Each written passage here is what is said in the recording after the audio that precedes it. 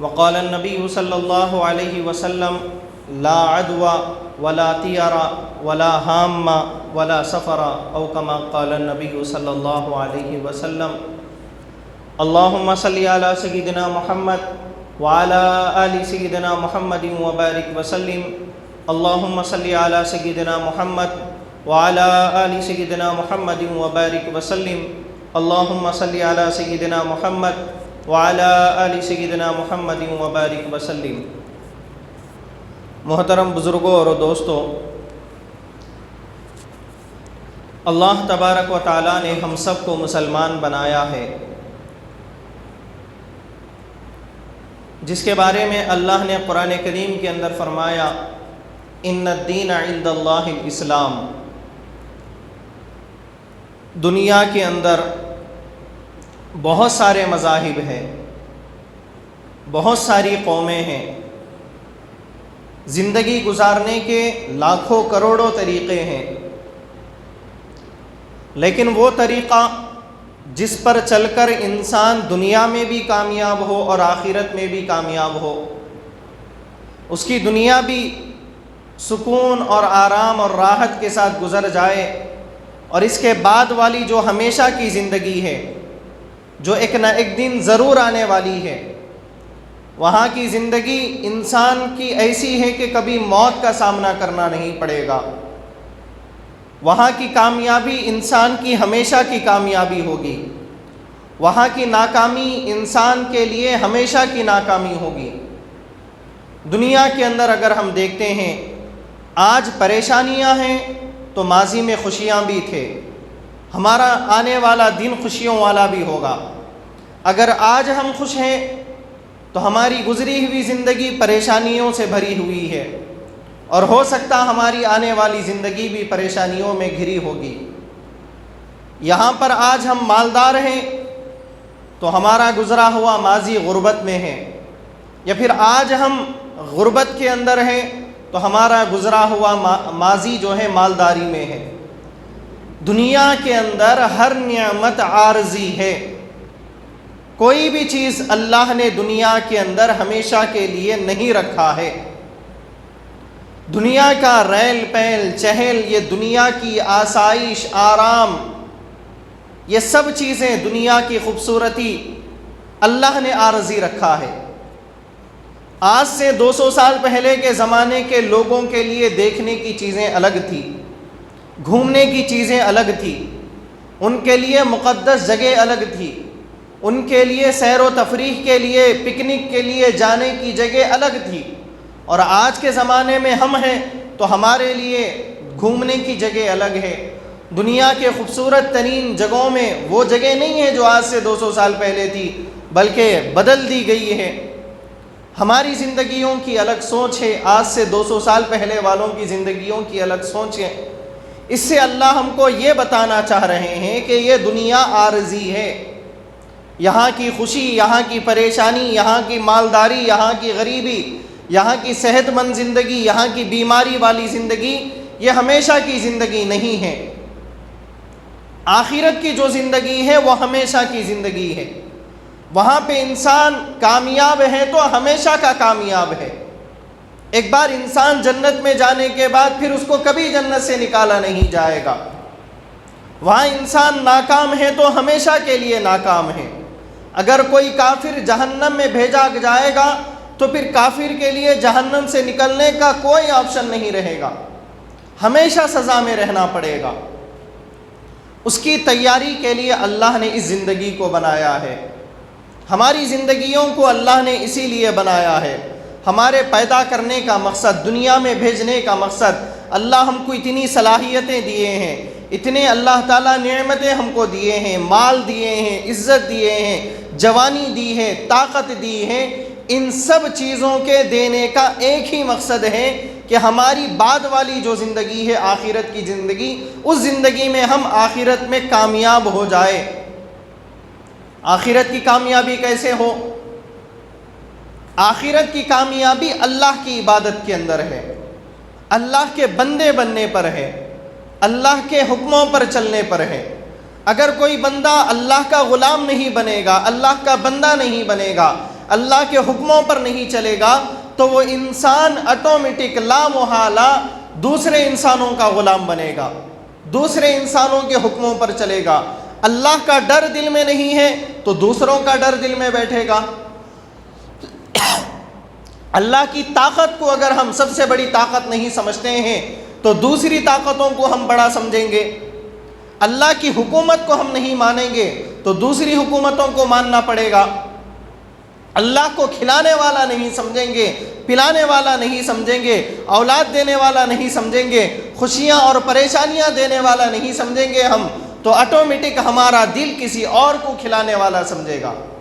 کوئی کاروبار کو خدا بنا لے گا، کوئی نوکری کو خدا بنا لے گا، کوئی اپنے پاس جو ہنر ہے اس ہنر کو خدا بنا لے گا۔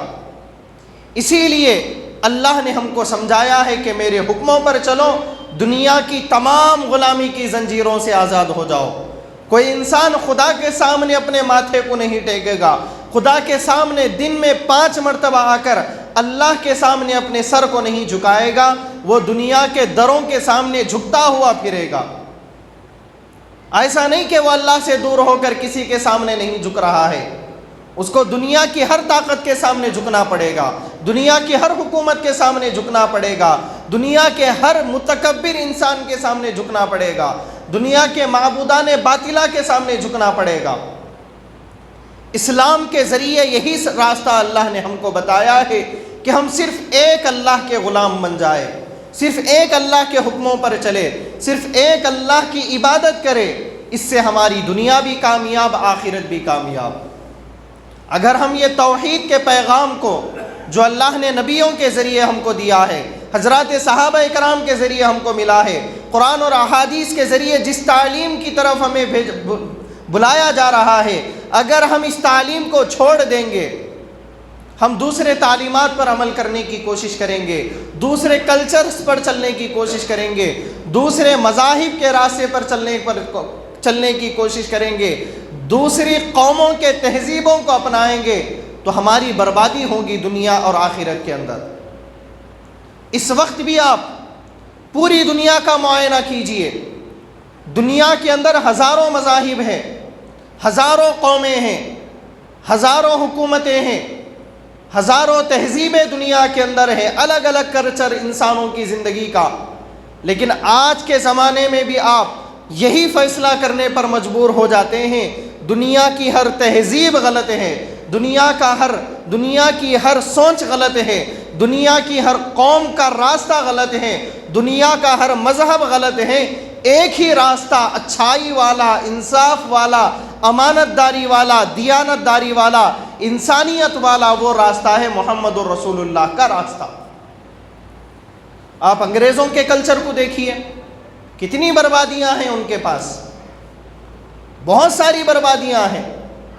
آپ ان کی زندگیوں کو اندرونی طریقے سے دیکھیے، بہت ساری خامیاں ہیں، لیکن وہی اسلامی نظریے کو دیکھیے، ہر انسان کو اللہ نے اسلام کے اندر آزاد کیا ہے، چاہے وہ مرد ہو یا عورت، بچہ ہو یا بوڑھا ہو، آقا ہو یا غلام ہو، سب اللہ کی نظر میں برابر ہے۔ ان اکرمکم عند اللہ اتقاکم، اللہ کے نزدیک کوئی کالے کو گورے پر فوقیت نہیں ہے، کوئی گورے کو کالے پر فوقیت نہیں ہے، کسی مالدار کو غریب پر فوقیت نہیں ہے، کسی غریب کو مالداری پر فوقیت نہیں ہے، کوئی بادشاہ ہے تو اس کے لیے جینے کا طریقہ الگ، کوئی غریب ہے تو اس کے لیے جینے کا طریقہ الگ، یہ اللہ نے نظام نہیں بنایا، بلکہ ہر کسی کے لیے آئیڈیل محمد الرسول اللہ ہے۔ اگر وقت کا حاکم ہے تو بھی محمد الرسول اللہ کی اطاعت کرنا پڑے گا، اگر وقت کا غلام ہے تو بھی محمد الرسول اللہ کی اطاعت کرنا پڑے گا، اگر آج کے زمانے کا مسلمان وقت کا مالدار ہے محمد الرسول اللہ کے طریقوں پر چلنا پڑے گا، وقت کا غریب ہے تو بھی محمد الرسول اللہ کے طریقے پر چلنا پڑے گا، عزت والی زندگی ہے نبی کے طریقے پر چلنا پڑے گا، بے عزتی والی زندگی ہے ایسی زندگی میں بھی نبی کے طریقوں پر چلنا پڑے گا۔ یہی کامیابی کا راستہ ہے۔ ذالک الدین القیم، اللہ نے اسی دن کو قائم کیا ہے۔ ہماری یہ سوچ، یہ نظریہ ہم کو محمد الرسول اللہ صلی اللہ علیہ وسلم کے ذریعے دیا گیا ہے۔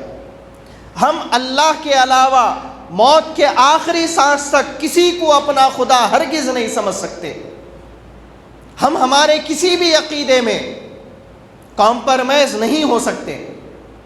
اللہ ہم کو پیدا کرنے والا ہے، اللہ ہم کو کھلانے والا ہے، اللہ ہم کو خوشیاں دینے والا ہے، اللہ ہم کو پریشانیاں دینے والا ہے، اللہ ہم کو عزت دینے والا ہے، اللہ ہم کو بے عزتی والی زندگی دینے والا ہے، اللہ ہم کو مالدار بنانے والا ہے، اللہ ہم کو غریبی دینے والا ہے، اللہ ہم کو خوش رکھنے والا ہے، اللہ ہم کو پریشان رکھنے والا ہے۔ اللہ کے علاوہ دنیا کے کسی بھی شخص کے پاس، کسی بھی فرشتے کے پاس، کسی بھی اور مخلوق کے پاس یہ ذری سی اس کی طاقت نہیں ہے۔ کوئی ہم کو کھلا نہیں سکتا، کوئی ہم کو پلا نہیں سکتا، کوئی ہم کو مالدار بنا نہیں سکتا، کوئی ہم کو غریب نہیں بنا سکتا، کوئی ہم کو عزت نہیں دے سکتا، کوئی ہم کو ذلت نہیں دے سکتا، کوئی ہم کو خوش نہیں کر سکتا، کوئی ہم کو پریشان نہیں کر سکتا۔ یہ سب کرنے والی ذات اللہ کی ہے۔ اس چیز پر ہمارا یقین ہونا ضروری ہے، صرف زبان سے ماننا نہیں بلکہ دل سے یقین کرنے والا ہی مسلمان ہے۔ اسی چیز کو عقیدہ کہا جاتا ہے۔ محمد الرسول اللہ صلی اللہ علیہ وسلم کے ہم غلام ہیں۔ محمد الرسول اللہ کے راستے کے بغیر دنیا کا ہر راستہ، نبی کے طریقے کے بغیر دنیا کا ہر طریقہ، نبی کے کلچر کے بغیر دنیا کا ہر کلچر غلط ہے، ناکامیاب ہے، مصیبتوں والا ہے، پریشانیوں والا ہے، غیر منصفانہ ہے۔ ایک ہی طریقہ دنیا کے اندر اچھا ہے، صحیح ہے، انسانیت کے برابر ہے، وہ راستہ صرف اور صرف محمد الرسول اللہ کا ہے، اور محمد الرسول اللہ کے ہم غلام ہیں۔ بولنے کے حد تک نہیں بلکہ غلام ماننا پڑے گا، اپنے آپ کو غلام ماننا پڑے گا۔ جیسا آپ کسی کے پاس کام کرنے کے لیے گئے تو کسی کو آپ اپنا مالک سمجھتے ہیں، اس کی گالیاں بھی کھاتے ہیں، اس کے تھپڑ بھی کھاتے ہیں، اس کی اجازت کے بغیر کام سے باہر نہیں جا سکتے، اس کی اجازت کے بغیر اپنے گھر کو بھی نہیں جا سکتے، اس کی اجازت کے بغیر آپ چھٹی بھی نہیں لگا سکتے۔ اسی طریقے سے ہم کلمہ پڑھنے کے بعد محمد الرسول اللہ کے غلام ہیں۔ اس چیز کو دل سے ماننا ہر مسلمان مرد اور عورت پر فرض ہے۔ اگر کوئی مرد اور عورت نبی کو اپنے کو نبی کا غلام نہیں سمجھتا تو وہ مسلمان ہو ہی نہیں سکتا، ہرگز مسلمان نہیں ہو سکتا۔ نبی کے طریقوں پر چلنا ہمارے لیے فرض ہے، نبی کے طریقوں پر چلے بغیر ہم مسلمان ہو ہی نہیں سکتے، ہرگز نہیں ہو سکتے ہم، اس لیے کہ یہ چیزیں عقیدے سے تعلق رکھتی ہے۔ اسلام دو چیزوں کا نام ہے، ایک ہے دل سے ماننے والی چیزیں اور ایک ہے جسم سے کرنے والی چیزیں۔ جو چیزوں کو دل سے ماننا ہے وہ چیزیں اللہ نے قرآن کے اندر بتا دیا، اس کو عقائد کہا جاتا ہے۔ جن چیزوں کو دل سے مانا جاتا ہے اس کو ایمان کہا جاتا ہے۔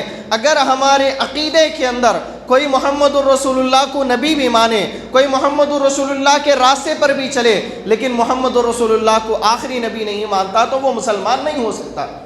باقی پورے عقیدے مانتا ہے، اللہ کے بارے میں، فرشتوں کے بارے میں، پیغمبروں کے بارے میں، آخرت کے بارے میں، تقدیر کے بارے میں سب مانتا۔ ایک عقیدہ بھی اگر چھوٹ گیا عقیدوں میں سے تو وہ آدمی ہرگز مسلمان نہیں ہو سکتا۔ اگر آپ احکامات کی طرف دیکھیں گے، نماز ہی چھوٹ رہی ہے، روزے چھوٹ رہے ہیں، ذکر چھوٹ رہا ہے، نیکیاں چھوٹ رہی ہے، آدمی مسلمان رہ سکتا، گنہگار ہوتا لیکن کافر نہیں بنتا۔ روزہ چھوڑنے والا گنہگار ہے لیکن کافر نہیں ہے، حج نہیں کرنے والا، زکوٰۃ نہیں دینے والا گنہگار ہے لیکن کافر نہیں ہے۔ لیکن جس کا عقیدہ خراب ہے وہ گنہگار نہیں ہو سکتا، وہ ڈائریکٹ کافر ہو جاتا ہے۔ اس لیے ہم کو اپنے عقیدے سمجھنے کی ضرورت ہے۔ ہم مسلمان ہیں، ہمارا اللہ کے بارے میں جو عقیدہ ہونا چاہیے وہ عقیدہ ہے یا نہیں ہے، نبی کے بارے میں ہمارا یقین وہی ہے یا نہیں ہے، ہم کو احتساب کرنے کی ضرورت ہے۔ ہم زبان سے تو بڑے دعوے کرتے ہیں کہ ہم مسلمان ہیں، ہمارا نام محمد ہے، ہمارا نام عبد الرحمن ہے، ہمارا نام عبد الرحیم ہے، تو کیا حقیقت میں ہم نبی کو اپنا نبی مانتے ہیں یا نہیں مانتے؟ خود کا احتساب کرنا ضروری ہے۔ دنیا کے اندر بہت سارے مذاہب ہیں، بہت سارے راستے ہیں۔ کوئی آدمی اپنے آپ کو مسلمان کہنے کے بعد کسی اور تہذیب کو اپنائے، کسی اور کلچر کو اپنائے تو وہ آدمی کے بارے میں اللہ کے رسول صلی اللہ علیہ وسلم نے فرمایا، من تشبہ بقوم فہو منہم، جو کوئی مسلمان ہونے کے بعد کسی اور مذہب کے راستے پر چلنے کی کوشش کرے گا تو اللہ تعالیٰ اس کو انہی میں سے بنا دے گا۔ ہمارا زندگی گزارنے کا طریقہ الگ، ہماری شادیاں الگ ہوتی ہے، ہمارے گھر کے خوشیوں کے موقع الگ ہوتے ہیں، ہمارے گھر کے غم الگ ہوتے ہیں، ہم اپنے بچوں کی پرورش کرنے کا طریقہ الگ ہے، بچوں کی تعلیم دینے کا نظام الگ ہے، ہمارا معاشرتی نظام پورا الگ بنا ہوا ہے اسلام کا۔ غریبوں کی ایک الگ اللہ نے نظام بنایا، غریبوں کی امداد کا، بیواؤں کی امداد کا، یتیموں کی پرسان حالی کا، قیدیوں کو چھڑانے کا، ہر کسی کے اوپر اللہ نے سب کے حقوق ڈالے ہیں۔ اسلام صرف جو ہے چند چیزوں کا نام نہیں ہے، مکمل ضابطۂ زندگی کا نام ہے۔ اس زندگی کے اندر ہم کسی بھی راستے پر، زندگی کے ایک منٹ پر بھی ہم کسی کے طریقے پر نہیں چل سکتے۔ ہم اللہ کے حکموں کے پابند ہیں۔ اگر ہم کو اللہ کے راستے پر چلنے سے پوری دنیا ناراض ہو رہی تو ناراض ہونے دینا ہے، پوری دنیا ہمارے خلاف کھڑی ہو جا رہی تو کھڑے ہونے دینا ہے۔ ہم کچھ بھی نہیں کر سکتے۔ اگر ہم اللہ کے راستے پر چلنے سے پوری دنیا ہماری دشمن بن رہی تو دنیا کو دشمن بنانا ضروری ہے اللہ کے راستے پر چلنے کے لیے۔ اگر ہم دنیا کو خوش کرنے کے لیے، لوگوں کو خوش کرنے کے لیے اللہ کے راستے پر چلیں گے تو کوئی راستہ قابل قبول نہیں ہوگا۔ اس چیز کو سمجھنے کی ضرورت ہے۔ آج ہم مسلمان ہیں، لیکن اگر آج ہم اپنے گھروں کا محاسبہ کریں گے تو اندازہ ہوگا کہ ہمارے گھر اسلامی ہے یا نہیں ہے۔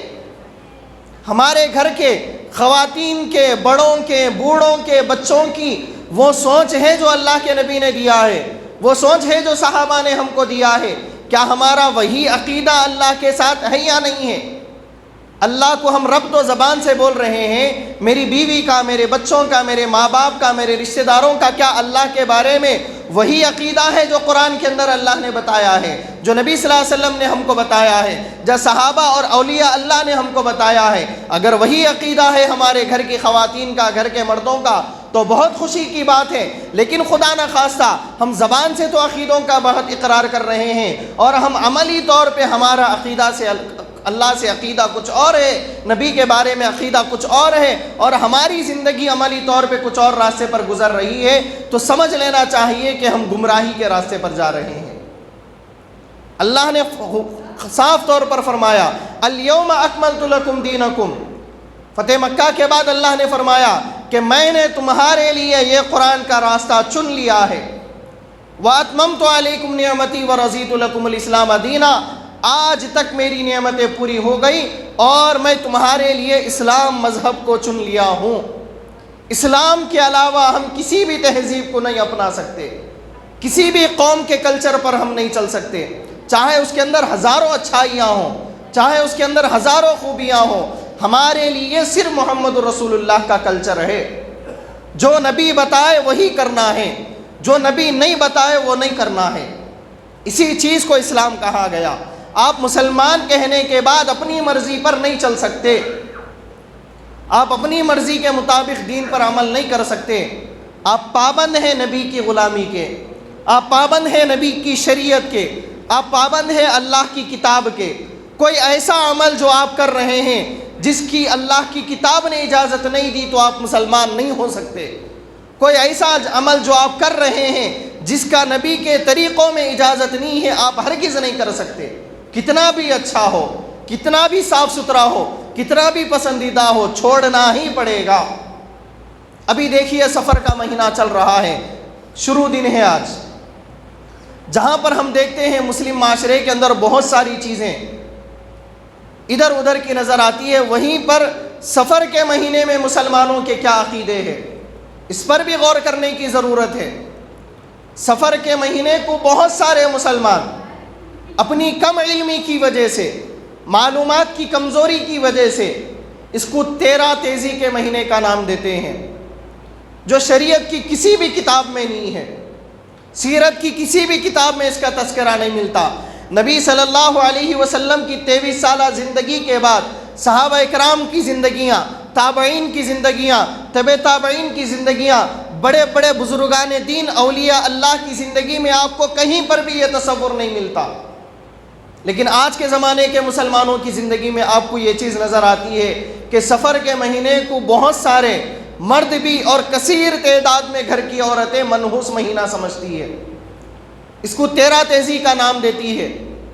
جب ہم اس کی تحقیق کے لیے نکلتے ہیں تو بہت ساری خواتین کو معلوم نہیں ہے، آپ بھی جا کے اپنے گھر کی عورتوں سے نماز کے بعد پوچھ سکتے ہیں یہ 13 تیزی کس کو بولتے ہیں، نہیں معلوم۔ یہ مہینہ منحوس کیوں ہے ان کو نہیں معلوم، نہیں ہمارے امی کو دیکھے، ہم ہمارے بڑوں کو دیکھے، ہمارے بڑوں کو دیکھے، سب کے پاس یہی جواب ہے، کسی کے پاس اس کا صحیح علم نہیں ہے۔ لیکن ہم کئی خواتین سے معلوم کرنے کے بعد ہم کو یہ بات معلوم ہوئی کہ اس مہینے کو منحوس مہینہ اس لیے سمجھتے ہیں کہ اس مہینے میں اللہ کے رسول صلی اللہ علیہ وسلم بیمار ہوئے۔ حالانکہ بیماری آنا شریعت کے حساب سے اللہ کی نظر میں، نبی کی نظر میں منحوس نہیں ہے۔ بیمار آدمی کی دعا اللہ قبول کرتے، یہ بات اللہ کے رسول کی ہے۔ کوئی مسلمان ایک رات بخار میں زندگی گزار لیا، ایک رات ایسی گزری کسی مسلمان کی کہ بخار کی حالت میں تھا اور وہ اپنی آئی ہوئی تکلیف پر اللہ کے ساتھ ناشکری نہیں کرا بلکہ صبر کر لیا، تو حدیث کے اندر اللہ کے نبی کی یہ بات لکھی ہوئی ہے، اللہ کے رسول نے فرمایا وہ ایک رات بخار کے صبر پر اللہ پچھلی زندگی کے پورے گناہ معاف کر دیتے۔ 6 لوگوں کی دعا اللہ کے رسول حدیث کے اندر بتائے کہ جن کی دعاؤں کو اللہ ضرور قبول کرتے ہیں۔ ایک عادل بادشاہ، انصاف کے ساتھ لیڈر بننے والا آدمی، کسی قوم کا لیڈر ہے، کسی مسجد کا صدر ہے، کسی محلے کا ذمہ دار ہے اور انصاف کرنے والا ہے، اللہ کے رسول نے فرمایا ایسے انصاف پسند انسان کی دعا اللہ کبھی بھی رد نہیں کرتے، واپس نہیں بھیجتے۔ دوسری، روزے دار کی دعا اللہ کسی بھی حال میں معاف نہیں کرتے، روزے دار کی دعا کو رد نہیں کرتے۔ تیسری دعا بیمار کی، جب بیمار کوئی آدمی ہوتا ہے اس کی عیادت کو جا کر دعا کی درخواست کرانا بہت بڑا ثواب کا بھی کام ہے۔ اگر کوئی بیمار آدمی ہمارے لیے دعا کرتا ہے تو اس کی دعا کی وجہ سے ہمارے گناہ مٹ جاتے ہیں۔ تو بیماری آنا ایک نعمت ہے انسان کے لیے، جیسا صحت ایک نعمت ہے، بیماری بھی ایک نعمت ہے۔ بیماری کو منحوس سمجھنا یہ گناہ ہے، غلط ہے۔ یہ نبی صلی اللہ علیہ وسلم کبھی بھی بیماری کو منحوس نہیں سمجھے، صحابہ اکرام کبھی بھی بیماری کو منحوس نہیں سمجھے، تابعین کبھی بیماری کو منحوس نہیں سمجھے۔ ہمارے بڑے بڑے اولیاء اللہ کو بڑی بڑی بیماریاں آتی تھی لیکن وہ لوگ کبھی بھی بیماری کو منحوس نہیں سمجھے۔ تو ہم جیسا سفر کے مہینے میں اللہ کے نبی بیمار ہوئے بول کے منحوس سمجھ رہے، یہ غلط ہے۔ کسی بھی اولیاء اللہ نے اپنی کتاب میں یہ چیز نہیں لکھا ہے، قرآن کی کسی بھی آیت میں اس کا ثبوت نہیں ملتا۔ اس لیے ہم اپنے گھر کی خواتین کے اس نظریے کو صحیح کریں کہ بیماری کا آنا ایک نعمت ہے، جیسا اللہ کی ایک نعمت صحت ہے اسی طریقے سے بیماری بھی نعمت ہے۔ بہت سارے انسانوں کو ہم دیکھتے ہیں کہ اللہ تعالیٰ موت سے پہلے ان کو الگ الگ بیماریاں دیتے ہیں، اگر وہ اپنی بیماریوں پر صبر کرتے ہیں تو پچھلی زندگی کے پورے گناہ معاف ہو سکتے ہیں۔ ایک اللہ تعالیٰ کی مغفرت کا بہانہ ہے انسانوں کے ساتھ۔ تو بیماری نحوست نہیں ہے، یہ چیز پہلے سمجھیے۔ دوسری چیز، اللہ کے رسول صلی اللہ علیہ وسلم کے بارے میں 13 تیزی کے اس مہینے کے بارے میں بہت سارے مسلمانوں کا یہ عقیدہ ہے کہ شروع کے 13 دن منحوس ہیں۔ کیوں منحوس ہے؟ کہ اس لیے اللہ کے رسول بیمار ہوئے۔ اور بعض خواتین سے ہم نے یہ بھی سنا کہ اس مہینے کے تیسرے یا چوتھے چہارچمبے کو خوشی منانا چاہیے، گھومنا چاہیے۔ ان سے ہم پوچھیں کہ کیوں، تو ان کے پاس جواب یہ تھا کہ اس لیے منانا چاہیے کہ اللہ کے رسول صلی اللہ علیہ وسلم اس دن صحت یاب ہو گئے تھے۔ پھر جب ہم اس چیز کو تاریخ کی کتابوں میں دیکھیں، قرآن اور حدیث کی روشنی میں، مفسرین، محدثین، تاریخ لکھنے والوں کی کتابوں کو دیکھیں تو ہم کو یہ معلوم ہوا کہ شروع کے 13 دن اللہ کے رسول بیمار ہرگز نہیں تھے۔ یہ جھوٹی بات ہے، کسی بھی کتاب میں نہیں ہے کہ اللہ کے رسول صلی اللہ علیہ وسلم سفر کے 13 دن شروع کے بیمار تھے، بلکہ اللہ کے رسول صلی اللہ علیہ وسلم سفر کے مہینے کے آخری 13 دن بیمار تھے۔ اگر بیمار تھے تو بھی یہ مہینہ منحوس نہیں ہے۔ اگر یہ مہینہ منحوس ہونا ہے مسلمانوں کی نظر میں تو قرآن میں ہونا ضروری ہے، نبی صلی اللہ علیہ وسلم کا بتانا ضروری ہے، صحابہ کا بتانا ضروری ہے، اولیاء اللہ کا بتانا ضروری ہے۔ کوئی بھی نہیں بتائے، بتانے والی جو روایتیں ہیں کہیں پر بھی یہ بات نہیں ملتی، تو یہ بات سمجھ لینا چاہیے کہ یہ مہینہ منحوس نہیں ہے۔ اگر ہم کسی دن کو منحوس سمجھتے ہیں تو اللہ کے رسول صلی اللہ علیہ وسلم کی ایک حدیث ہے، کیا حدیث ہے کہ لا عدوہ ولا طیارہ ولا ہم ولا سفرہ. جیسا آج کے مسلمان سفر کے مہینے کو منحوس سمجھتے تھے، عرب کے زمانے میں، اللہ کے رسول کے زمانے میں عرب کے یہودیاں بھی سفر کے مہینے کو منحوس سمجھتے تھے. اور اللہ کے رسول نے فرمایا فال کھلانا، جانوروں کی آوازوں کو یا ان کے ذریعے راستے کاٹنے کو اچھا برا سمجھنا، یا پھر بیماری کو غلط سمجھنا، یا پھر سفر کے مہینے کو غلط سمجھنا، یہ بے دینی کی بات ہے. کون بتا رہے؟ یہ اللہ کے رسول بتا رہے. اور آج کے زمانے کا وہ آدمی جو اپنے آپ کو نبی کا غلام بھی سمجھتا، اور وہ آدمی بھی منحوس سمجھ رہا ہے سفر کے مہینے کو. یہ سمجھنے کی ضرورت ہے. اسی طریقے سے سفر کے مہینے کے بارے میں جب یہ بات آئی کہ تیسرے ہفتے یا چوتھے ہفتے چہارشنبے کو خوشی منانا چاہیے، ہم روایتوں کے اندر جب یہ چیز دیکھیں تو یہ بات معلوم ہوتی ہے کہ حضرت عباس رضی اللہ عنہ جو اللہ کے نبی کے چچا ہے، اللہ کے نبی کو بخار کی حالت میں دیکھ کر، جیسا کہ ہمارے گھر میں بھی بہت سارے لوگوں کو جب بیماری حد سے زیادہ بڑھ جاتی تو آپس میں بول لیتے کہ بھئی اب ان کا ٹائم ہو گیا، ڈاکٹروں کی طرف سے جواب آ گیا. جیسا آج ہم لوگ جو ہے بول لیتے، ویسے ہی حضرت عباس رضی اللہ عنہ ایک صحابی کے ساتھ یہ تذکرہ کر رہے تھے کہ اللہ کے رسول کا وصال کا وقت آیا، شاید اللہ کے رسول کی بیماری کم نہیں ہو رہی، حکیموں کے علاج کے باوجود بھی اللہ کے نبی کی بخار کم نہیں ہو رہی. یہ بات جب یہودیاں سنیں تو کتابوں میں یہ بات لکھی ہوئی ہے کہ اس جو دن وہ بات سنے تھے اس دن تھی چہارشنبے کے دن یہودیاں جب یہ بات سنے تو خوشی کے مارے وہ لوگ جو ہے پورے عرب میں مٹھائیاں تقسیم کرنے لگے کہ مسلمانوں کے نبی کے جانے کا وقت آ گیا. اور آج کا مسلمان جو نبی کا غلام سمجھ رہا ہے، یہودیوں کے اس خوشی کے دن کو آج خوشی منا رہا ہے. کتنے افسوس کی بات ہے. اگر کوئی مسلمان آج کے زمانے کا سفر کے مہینے کو منحوس مہینہ سمجھتا ہے، وہ صرف بے دین نہیں ہے، نبی کا گستاخ ہے، وہ نبی کے دشمنوں کے ساتھ کھڑے ہونے والا ہے وہ. اس لیے کہ شریعت میں اس کی کہیں پر گنجائش نہیں ہے. اس مہینے کو منحوس سمجھنا بہت بڑی بے دینی کی بات ہے. آپ اس کم علمی کی بنیاد سے آگے ہٹیے، آپ کتابوں کا مطالعہ کیجیے، اپنے علاقے کے اپنے مسلک کے بڑے علماء سے پوچھیے آپ کیا سفر کے بارے میں اللہ کے رسول نے یہ باتیں بتائی، بلکہ یہ باتیں بتائی جو میں حدیث کی روشنی میں بتا رہا ہوں، لا عدوہ ولا ہم ولا طیارہ ولا سفرہ، کہ اگر کوئی سفر کو منحوس سمجھتا ہے تو وہ بے دین ہے، بے اصل باتیں ہیں یہ. لیکن آج بہت سارے مسلمان، بلکہ ہمارے خاندانوں میں بہت ساری خواتین ایسی ہیں جو سفر کے مہینے کو کوئی خوشی کا مہینہ نہیں سمجھتے، بلکہ ہم یہاں تک دیکھیں کہ کسی کی شادی آ گئی تو سفر کے مہینے میں شادی نہیں کرتے کہ تیرا تیزی کا مہینہ ہے. یہ اسلامی نظریے سے بالکل ہٹا ہوا نظریہ ہے. ہم ایک طرف یہ کہہ رہے ہیں کہ ہم لا الہ الا اللہ پڑھتے، محمد الرسول اللہ پڑھتے، پھر دوسری طرف ہمارا عمل نبی کے دشمنوں والا ہے، تو کیسے ہم مسلمان ہیں بتائیے؟ صحیح عقیدہ یہ ہے جو نبی صلی اللہ علیہ وسلم نے ہم کو دیا، صحیح عقیدہ وہی ہے جو صحابہ نے ہم کو دیا. ہم زبان سے دعویٰ تو کر رہے ہیں کہ ہم نبی اور صحابہ کے عقیدوں کو مانتے ہیں، لیکن جب عملی طور کی بات آئی تو ہم یہودیوں کی بات بھی مان رہے ہیں، دشمنان اسلام کی بھی باتوں کو مان رہے ہیں. بہت ساری خرابیاں آج ہمارے اندر کم علمی کی بنیاد پر آ رہی ہے. اسی لیے آپ حضرات سے یہ گزارش ہے کہ اپنے گھر کی خواتین کا ذہن بنائے کہ یہ مہینے کو منحوس سمجھنا یا کسی اور مہینے کو منحوس سمجھنا. اللہ نے قرآن کے اندر فرمایا ان عدت الشہور عند اللہ 12 شہرا فی کتاب اللہ.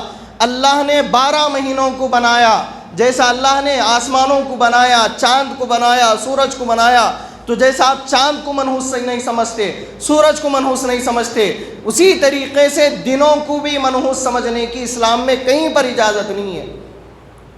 کوئی دن منحوس نہیں ہے اسلام میں، ہر دن اچھا ہے اسلام کے اندر.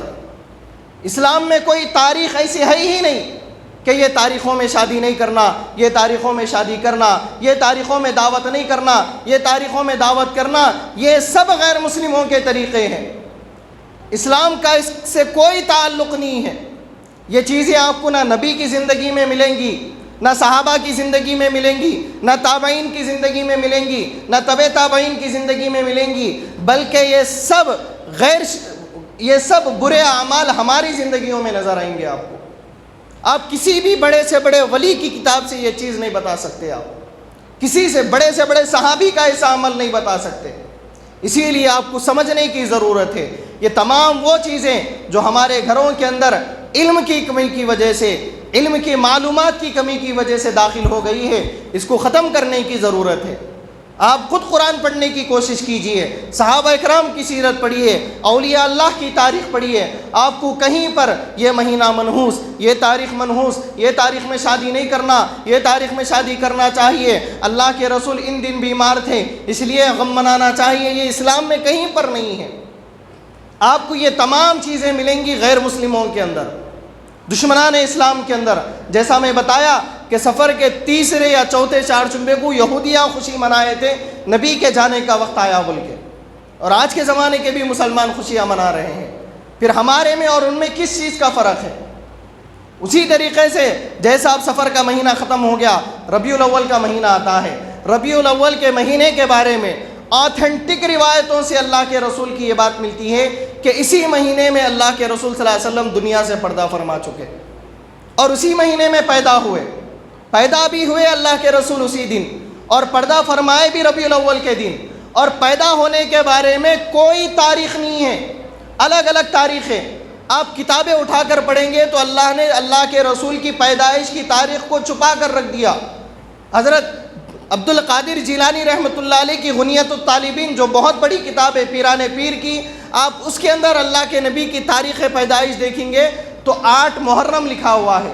لکھنے والے کون ہیں؟ پیران پیر رحمۃ اللہ علیہ۔ اللہ کے رسول کی پیدائش کی تاریخ لکھے 8 محرم۔ صحابہ اکرام کی تاریخوں کو دیکھیں گے، کسی صحابی نے کہا کہ اللہ کے رسول صلی اللہ علیہ وسلم 9 محرم کو پیدا ہوئے، زیادہ صحابہ اکرام 9 محرم کو پیدا ہوئے بول کے لکھے۔ بعض کتابوں میں اللہ کے رسول کی بہت کم کتابیں ہیں جس میں یہ باتیں لکھی ہوئی ہے کہ اللہ کے رسول 12 تاریخ کو پیدا ہوئے، لیکن اللہ کے رسول کے وفات کا جو دن ہے، سب کے پاس بڑے سے بڑے صحابی کی کتاب آپ اٹھا کر دیکھ سکتے ہیں، بڑے سے بڑے تابعی کی کتاب آپ پڑھ سکتے ہیں، 12 ربیع الاول اللہ کے رسول کی وفات کا دن تھا، لیکن ہم اس دن خوشیاں مناتے ہیں، اور نہیں منانے والوں کو کیا کیا کی بول دیتے ہیں، دین سے خارج، نبی کے دشمن۔ تو یہ کہاں کا اسلام ہے؟ ہم کو سمجھنا چاہیے، ہم کسی کے ذہنی غلام نہیں ہیں دوسری قوموں کی طرح کہ دیکھا دیکھی میں ہم راستے پر چلے۔ ہم مسلمان ہیں۔ مسلمان کا مطلب یہ ہے کہ مسلمان کسی سے سن کر، کسی سے دیکھ کر، کسی سے سمجھ کر نہیں پڑھتا، زندگی پر نہیں چلتا، بلکہ اس کی زندگی قرآن کے مطابق چلتی ہے، اس کی زندگی نبی کے طریقے کے مطابق چلتی ہے۔ کوئی ایسا عمل کتنا بھی اچھا ہو جو نبی کا نہیں ہے وہ ہمارا نہیں ہونا چاہیے، کوئی ایسا عمل کتنا بھی برا ہو نبی کا ہے تو وہ ہمارا ہے۔ یہ ہمارا نظریہ بننے کی ضرورت ہے۔ اللہ تعالیٰ سے دعا ہے کہ اللہ تعالیٰ ہم سب کو ہمارے عقیدوں کی حفاظت کرنے کی توفیق نصیب فرمائے، نبی صلی اللہ علیہ وسلم سے سچی پکی محبت کرنے کی توفیق نصیب فرمائے۔ جو حضرات سنت ادا نہیں کرے سنت ادا کر لے۔